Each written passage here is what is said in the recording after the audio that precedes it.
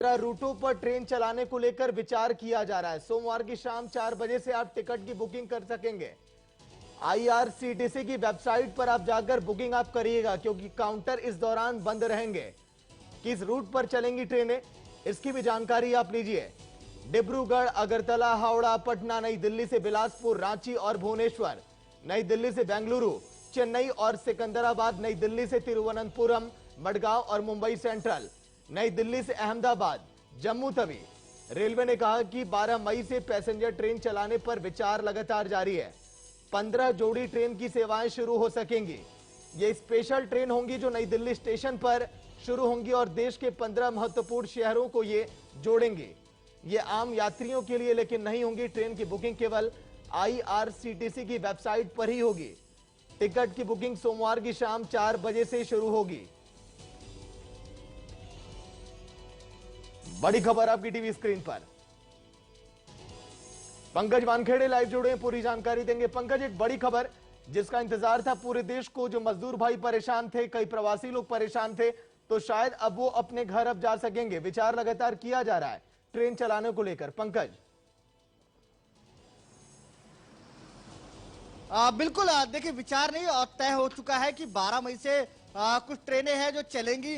जो ट्रेनें हैं वो दिल्ली से बिलासपुर के लिए, दिल्ली से चेन्नई के लिए, दिल्ली से मुंबई के लिए, दिल्ली के सिकंदराबाद, दिल्ली से रांची और दिल्ली से पटना, ऐसे 15 शहर हैं जहां के लिए ट्रेनें चलेंगी। लेकिन सबसे बड़ी समस्या ये है कि जो ट्रेनें हैं वो सिर्फ एसी कोच चलेगा और उसका जो फेयर होगा, उन तमाम ट्रेनों का जो फेयर होगा वो राजधानी का फेयर होगा।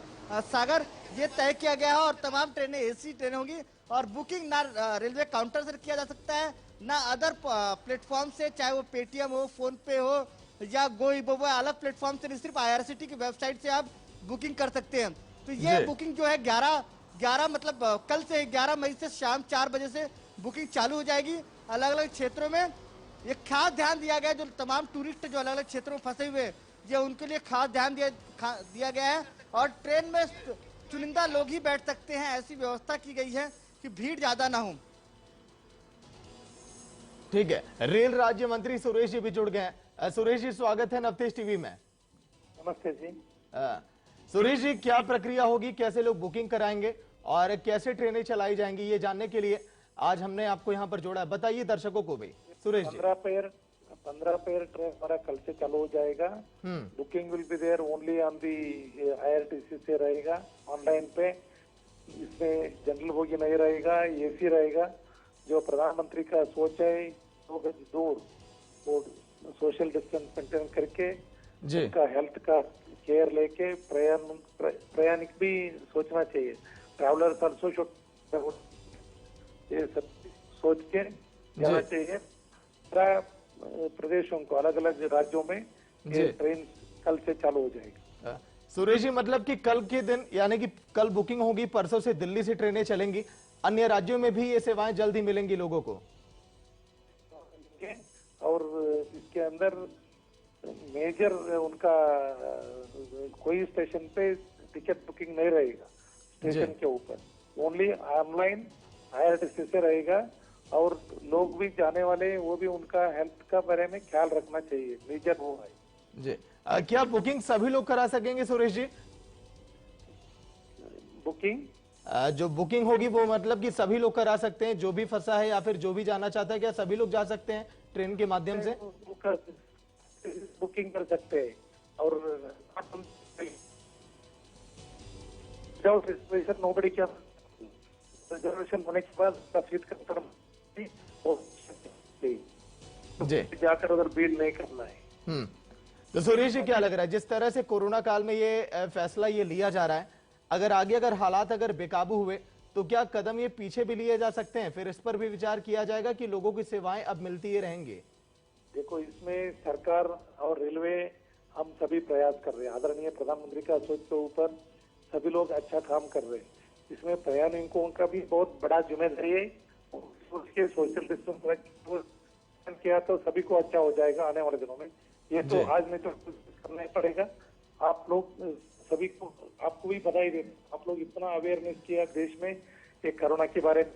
सभी छोटे छोटे गांव भी लोग बहुत होशियार हो गए हैं, वो लोग हमको बता रहे हैं। इसके लिए अभी बड़े बड़े शहरों में रहने वाले ये लोग भी उनका हेल्थ के बारे में केयर लेके प्रयाण किया तो उनको भी अच्छा रहेगा और उनका गांव को पहुंच जाएगा। जी सुरेश जी, वैसे गाइडलाइन क्या होगी, एहतियात क्या बरतना होगा लोगों को स्टेशन जाने से पहले, वहां पर क्या सावधानियां लोगों को बरतनी होंगी? आईआरटीसी से बुकिंग किया तो उनको कंफर्मेशन मिलेगा, कंफर्मेशन मिलने के बाद ये टू टेक दिस ट्रेन, वो कंफर्मेशन नहीं रहा तो नहीं जाना चाहिए, यही उनका ये रहेगा गाइडलाइन। सुरेश जी, एक चीज और भी मैं जानना चाहूंगा, अगर लोग ट्रेन से अगर जा रहे हैं तो जिस तरह से देखा गया जब श्रमिक ट्रेनें जो चलाई गई तो लोगों को अंदर खाने पीने की व्यवस्थाएं भी की जा रही थी, तो क्या ऐसी व्यवस्थाएं इस ट्रेनों में भी की जाएंगी लोगों के लिए? इस ट्रेनों में भी रहेगा, श्रमिक ट्रेन तो चल जाएगा, वो श्रमिक ट्रेन जो जो राज्यों में दोनों राज्य ये किया तो वो तो अलग ही है, उसको चढ़ के ये रेगुलर ट्रेन जो 15 पेर चालू किया है ये कल से चालू होने जी। ठीक है, शुक्रिया सुरेश जी बातचीत के लिए आपसे। तो नई दिल्ली से अहमदाबाद के लिए ट्रेन चलेगी, नई दिल्ली से डिब्रूगढ़, अगरतला, हावड़ा, पटना, किस रूट पर ट्रेनें ये चलेंगी वो भी आप देखिए ग्राफिक्स के जरिए। नई दिल्ली से बिलासपुर, रांची और भुवनेश्वर। पंकज वानखेड़े भी लगातार जुड़े हैं। पंकज, लगातार मैं जानकारी ले रहा था कि कैसे क्या प्रक्रिया होगी, कैसे ट्रेनें चलाई जाएंगी, एहतियात क्या बरते जाएंगे, तो यात्रियों को सावधानियां भी बरतनी होंगी, क्योंकि सुरेश जी ने कहा कि आईआरसीटी के जरिए जब वो बुकिंग कराएंगे तो वहां पर उनको गाइडलाइन भी दिखेगी। पंकज। बिल्कुल, देखिए सागर, जब आप बुकिंग करवा लेंगे आईआरसीटी की तो उसमें पूरा गाइडलाइन दिया होगा। गाइडलाइन में बताया गया है कि किस तरह से आपको बुकिंग करना। अगर आपको फीवर है तो आप ट्रेवल नहीं कर सकते, और थर्मल स्क्रीनिंग होगी आपकी स्टेशन पे। अगर थर्मल स्क्रीनिंग में आप फेल होते हैं या टेम्परेचर आपका 100 से ऊपर होता है तो आपको वापस लौटा दिया जाएगा। और सबसे अहम ये बात है सागर की, तमाम जो ट्रेन है वो एसी कोच होगा, उसमें कोई भी किसी भी तरह का कोई स्लीपर कोच नहीं होगा। और उस तमाम कोच में जो कंफर्म टिकट हो वही लोग ट्रैवल कर सकते हैं। जैसे जनरली जो वेटिंग होता था वो ट्रैवल करते थे, वो ट्रैवल नहीं कर पाएंगे, सिर्फ कंफर्म टिकट वाले ही ट्रैवल कर पाएंगे। करीबन ये 15 जोड़ी जो ट्रेनें होंगी, अप एंड डाउन मिला के 30 ट्रेनें चालू हो रही है 12 मई से। कल से उसकी बुकिंग चालू हो जाएगी शाम 4 बजे से।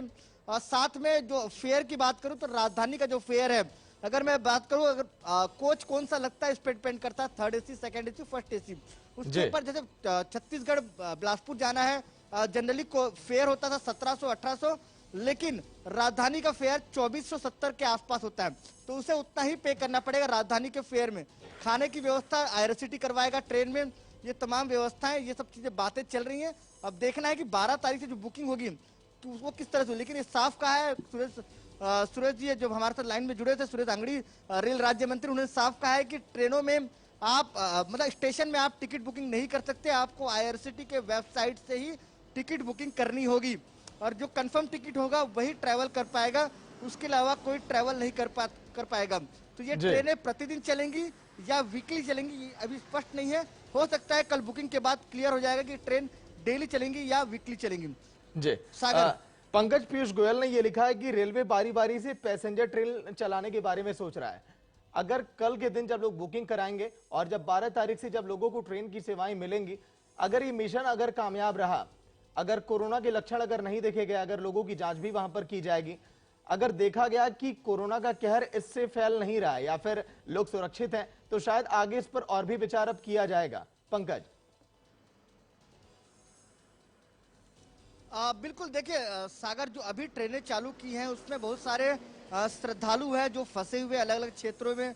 कुछ ऐसे जो टूरिस्ट हैं, जो यात्री हैं, जो अलग अलग शहर घूमने गए थे वो फंसे हुए हैं, उनके लिए ट्रेन चालू की गई है। कुछ ऐसे हैं जो बिजनेस के सिलसिले में अलग अलग क्षेत्र गए थे वो फंसे हुए, उनके लिए चालू की। हाँ, अगर ये जो प्रयोग किया है रेल मंत्रालय ने, भारत सरकार ने, अगर ये सफल होता है तो आने वाले समय में ऐसी कई ट्रेनें अलग अलग रूट में चालू हो सकती हैं। लेकिन साफ कहा है रेल मंत्री ने कि जो श्रमिक ट्रेन जो चलती थी वो श्रमिक ट्रेन चलती रहेगी, तमाम लोगों की स्क्रीनिंग होती रहेगी और स्क्रीनिंग के साथ उनको अपने अपने गंतव्य तक भेजा जाएगा। लेकिन प्रयास लगातार ये है कि ट्रेन की संख्या बढ़ाई जाए, तो कोशिश जारी है कि जैसे जैसे बुकिंग की संख्या बढ़ती जाएगी, लोग ट्रैवल करते जाएंगे, वैसे वैसे ट्रेनें और बढ़ती जाएंगी। सागर।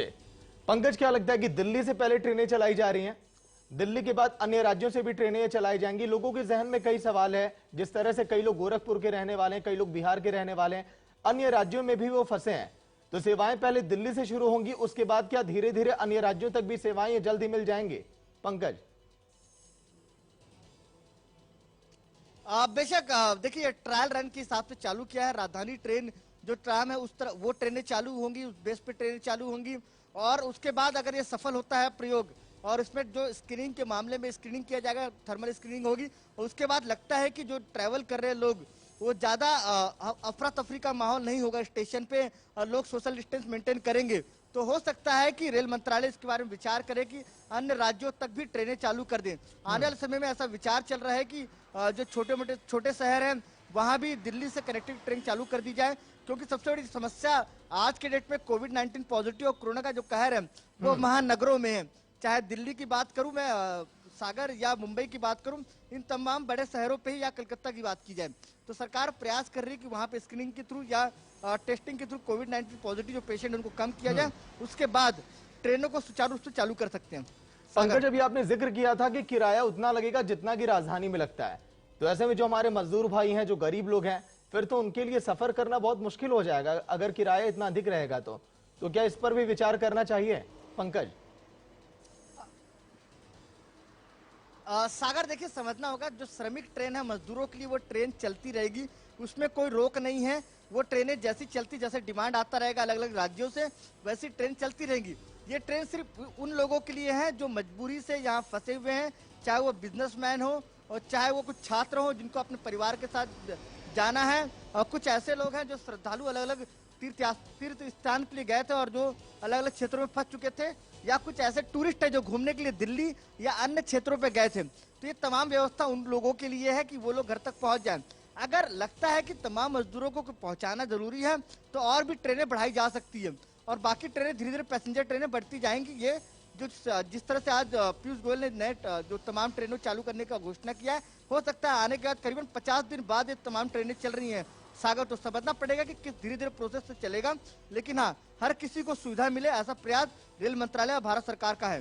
जी पंकज, लेकिन लोगों के जहन में कई सवाल है। देखिए, ट्रेन चलाने की खबर तो हम लोगों को दिखा रहे हैं कि ट्रेनें अब चलेंगी, ट्रेन की सेवाएं लोगों को मिल पाएंगी, कल से लोग बुकिंग भी करा सकते हैं। जो लोग बाहर फंसे हैं, जो लोग बहुत दूर फंसे हैं, वो लोग फ्लाइट से भी आना चाहते हैं, क्या फ्लाइट पर भी कोई विचार किया जा रहा है या फिर उसकी सेवाएं भी जल्द अब मिल सकेंगी? क्योंकि देखिए संकेत है, अगर ट्रेन की सेवाएं मिल रही हैं तो फिर कोई मुश्किल नहीं है कि फ्लाइट की भी सेवाएं लोगों को जल्दी मिल जाएं। पंकज, बिल्कुल सागर, हो सकता है इसमें बात चल रहा होगा, एविएशन मिनिस्ट्री चर्चा कर रही होगी। अगर बड़े बड़े जो कुछ क्षेत्र हैं, लंबी दूरियों के क्षेत्र हैं, चाहे चेन्नई से किसी को दिल्ली आना हो, ऐसे कुछ क्षेत्र हैं जिसको फ्लाइट की जरूरत पड़ती है लगता है, या कुछ राज्य ऐसे हैं जो अब अपने आप को सुचारू रूप से चालू करने को तैयार हैं। तो कल जो बैठक होनी है मुख्यमंत्रियों के साथ, प्रधानमंत्री मोदी की लंबी चर्चा होनी है, तमाम मुख्यमंत्री अपनी बात रखेंगे, तो हो सकता है इसके बाद एविएशन मिनिस्ट्री इस पे चर्चा। पंकज, मैं आपके पास लौट कर आऊंगा। सोमवार की शाम 4 बजे से टिकट की बुकिंग आप करा सकेंगे। एक तरफ ग्राफिक्स आप देखिए, नई दिल्ली से बेंगलुरु, चेन्नई, सिकंदराबाद, किस रूट पर ये ट्रेन चलेगी ये मैं आपको दिखा रहा हूं। एक तरफ ग्राफिक्स, कई लोगों को इंतजार था, जो लोग फंसे हैं, अपने घर नहीं जा पा रहे, कई लोग चाहते हैं कि कोरोना काल में अपने घर हम चले जाएं, हम यहां पर परेशान हैं, कई लोगों के पास खाने पीने की व्यवस्था भी नहीं है। इसीलिए रेलवे ये विचार कर रहा था कि कैसे जल्द से जल्द लोगों तक ये सुविधाएं पहुंचे।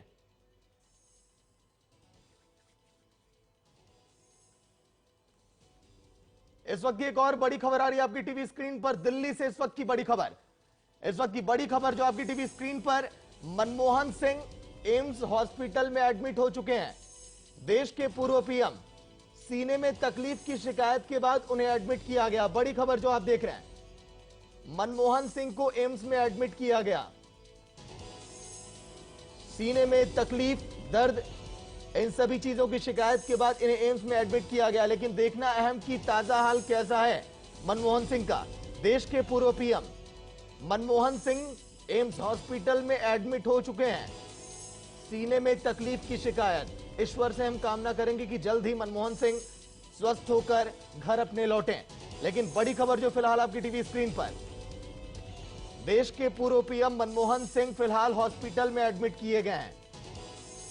बड़ी खबर जो आप देख रहे हैं, मनमोहन सिंह एम्स हॉस्पिटल में एडमिट। एक तरफ तस्वीर आप देखिए, पहले की तस्वीर यह है, सीने में तकलीफ की शिकायत, देश के पूर्व पीएम मनमोहन सिंह एम्स में एडमिट।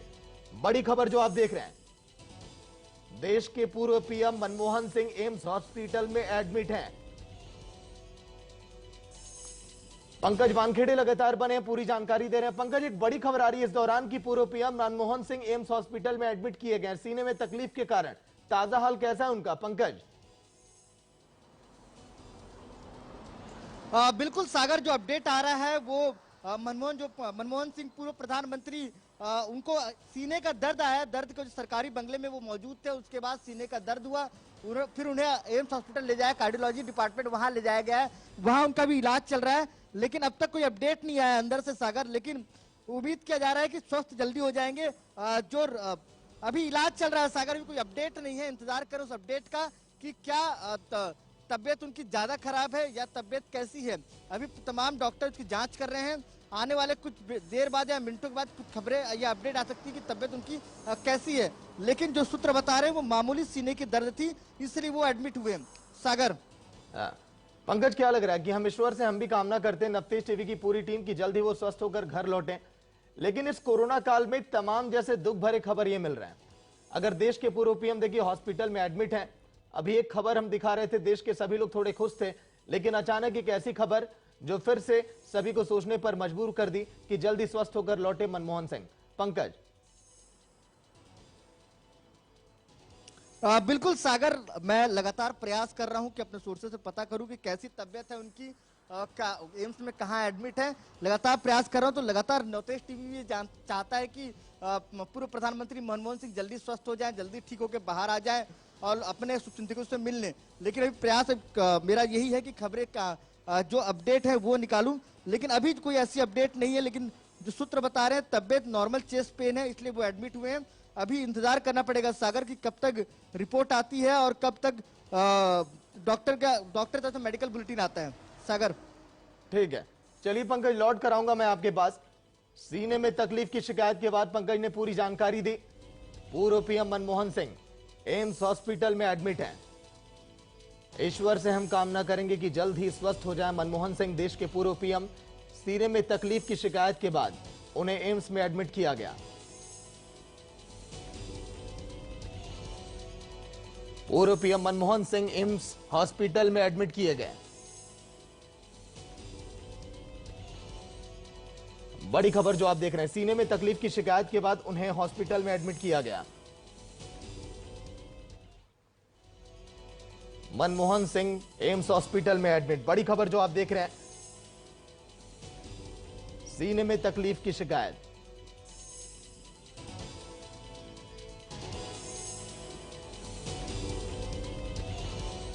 इस वक्त एक और बड़ी खबर आ रही है रायपुर से, जहां पर पूर्व सीएम अजीत जोगी की हालत फिलहाल नाजुक है। हार्ट अटैक की शिकायत के बाद उन्हें हॉस्पिटल में एडमिट किया गया। अजीत जोगी के लिए अगले 24 घंटे बेहद ही नाजुक हैं। छत्तीसगढ़ कांग्रेस पार्टी जोगी के प्रवक्ता भगवानू का नायक इन्हें कहा जाता है। पूर्व मुख्यमंत्री अजीत जोगी की हालत अभी चिंताजनक बनी हुई है। हार्ट अटैक की शिकायत के बाद इन्हें हॉस्पिटल में एडमिट किया गया। अगले 24 घंटे इनके लिए बेहद नाजुक। बड़ी खबर जो आप देख रहे हैं, कई डॉक्टरों की निगरानी में लगातार इलाज भी जारी है। पूर्व सीएम अजीत जोगी जो कि हॉस्पिटल में एडमिट हैं, हालत अभी नाजुक है। तस्वीरें आप देखिए, एक तरफ उनकी हार्ट अटैक की शिकायत के बाद उन्हें हॉस्पिटल में एडमिट किया गया। अजीत जोगी के लिए अगले 24 घंटे बेहद ही नाजुक हैं। कई डॉक्टरों की निगरानी में उनका इलाज अभी जारी है। ईश्वर से, प्रभु से, खुदा से हम यही कामना करेंगे कि अजीत जोगी भी जल्दी स्वस्थ होकर अपने घर लौटें। हार्ट अटैक की शिकायत के बाद हॉस्पिटल में इन्हें एडमिट किया गया। बड़ी खबर जो आप देख रहे हैं रायपुर से, अजीत जोगी के लिए अगले 24 घंटे बेहद ही नाजुक। कई डॉक्टरों की निगरानी में लगातार इलाज भी अभी जारी है। दर्जनों डॉक्टर लगातार लगे हैं कि कैसे अजीत जोगी की तबीयत को जल्द ही दुरुस्त किया जाए। श्री प्रकाश तिवारी वरिष्ठ पत्रकार फोन लाइन पे पूरी जानकारी के साथ। प्रकाश जी, जिस तरह से ताजा अपडेट क्या कुछ है? अजीत जोगी हॉस्पिटल में एडमिट हैं, कहा जा रहा है कि अगले 24 घंटे उनके लिए बेहद नाजुक। प्रकाश जी, देखिए, बता दें कि इस समय अजीत जोगी के लिए डॉक्टरों ने साफ तौर पे कहा है कि 24 घंटा काफी अहम है। क्योंकि उनका जो है ब्रेन जो पूरी तरह से डेड हो चुका है। डॉक्टरों का कहना है कि ऑक्सीजन नहीं मिल रहा है। ऐसी परिस्थिति में डॉक्टरों का कहना है कि 24 घंटे हम इंतजार करेंगे, उसके बाद भी कुछ बोल पाएंगे। हालांकि इस समय ये बता दें कि जो हमारी बात हुई उनकी पार्टी छत्तीसगढ़ जनता कांग्रेस पार्टी के प्रवक्ता भगवानू नायक ने, उन्होंने साफ तौर पर कहा कि स्थिति बहुत ही नाजुक बनी हुई है और इस समय जो है डॉक्टर की निगरानी में आधा दर्जन डॉक्टर जो है उन पे निगरानी रखे हुए हैं कि अजीत जोगी को जल्द से जल्द स्वस्थ किया जाए। ऐसे में जिस तरह से स्थितियां बनी हुई हैं वो काफी नाजुक हैं और अजीत जोगी के जो पुत्र हैं अमित जोगी, उनसे भी बात हुई तो उन्होंने भी कहा कि अभी स्थिति काफी नाजुक है। ऐसे में अब 24 घंटे के बाद ही कुछ ऐसी स्थिति बन सकती है कि हो सकता है एयर लिफ्ट करके अजीत जोगी को जो है वो वेदांता गुड़गांव लिया जा सकता है और वहां पर उनके इलाज के बारे में सोचा जा सकता है।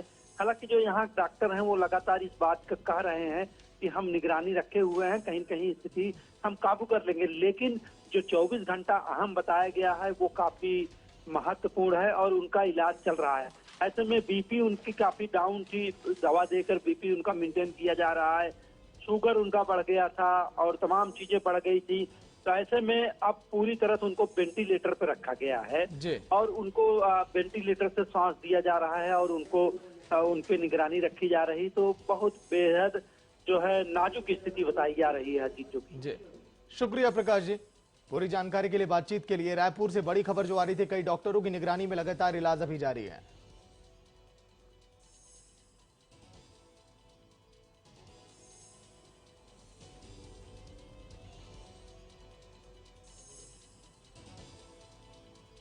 अजीत जोगी के लिए अगले 24 घंटे बेहद नाजुक।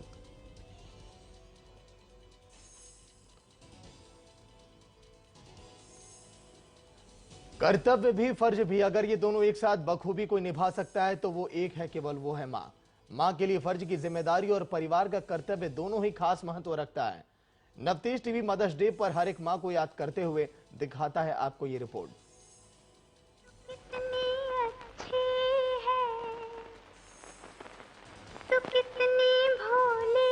तू कितनी अच्छी है, दुनिया में ईश्वर की बनाई सबसे खूबसूरत रचना माँ है।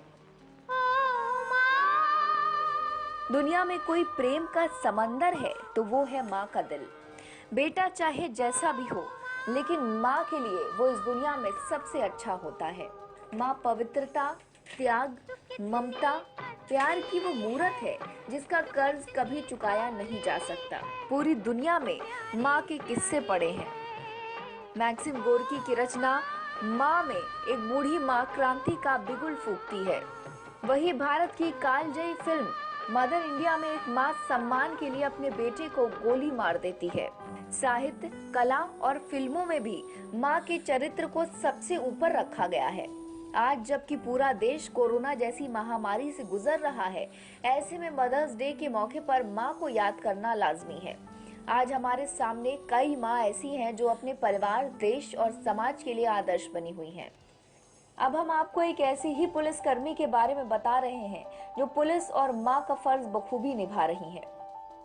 गोरखपुर की महिला थाना प्रभारी अपने फर्ज को निभाते हुए अपने बच्चों का भी ध्यान बखूबी रखती हैं, क्योंकि इस समय लॉकडाउन चल रहा है और वैश्विक महामारी में लोगों की जिम्मेदारियां और बढ़ गई हैं। बच्चों के स्कूल बंद है, ऐसे में घर में बच्चों को छोड़ना इनके लिए मुनासिब नहीं है। ऐसे में ये बच्चों को लेकर अपने साथ थाने आती हैं और थाने में ही इन्हें पढ़ाती हैं। थाने में ही इनका देखभाल भी करती हैं और साथ ही अगर कोई फरियादी आए तो उसकी फरियाद भी सुनती हैं। अपने फर्ज को भी ये बखूबी निभाती हैं।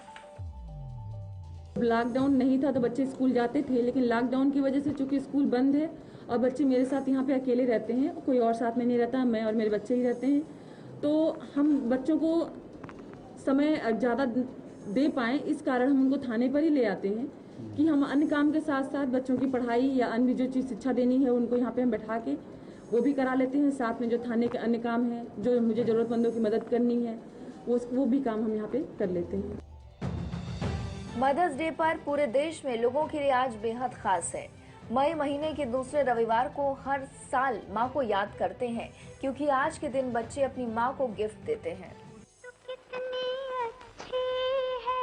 मदर्स डे पर पूरे देश में लोगों के लिए आज बेहद खास दिन है। मई महीने के दूसरे रविवार को हम हर साल माँ को याद करते हैं, क्योंकि आज के दिन बच्चे अपनी माँ को गिफ्ट देते हैं और तपस्या, त्याग और बलिदान की गाथा गाई जाती है। कोई मुसीबत हो तो माँ आगे खड़े होकर हर खतरे, हर जोखिम से बच्चों की रक्षा करती है। अपने आंचल की छांव में उसे दुनिया जहान का सुख देती है। उसी माँ को प्यार देने के लिए, उनके समर्पण के लिए, उसे सम्मान देने के लिए, उसे याद करने के लिए और उसे याद दिलाने के लिए हम मदर्स डे मना रहे हैं।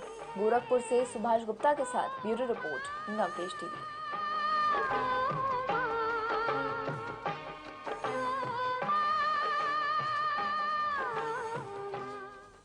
तो चलिए इसी के साथ फिलहाल इस बुलेटिन में इतना ही। देखते रहिए नवतेज टीवी, हौसला बढ़ाएगा भरोसा सच का।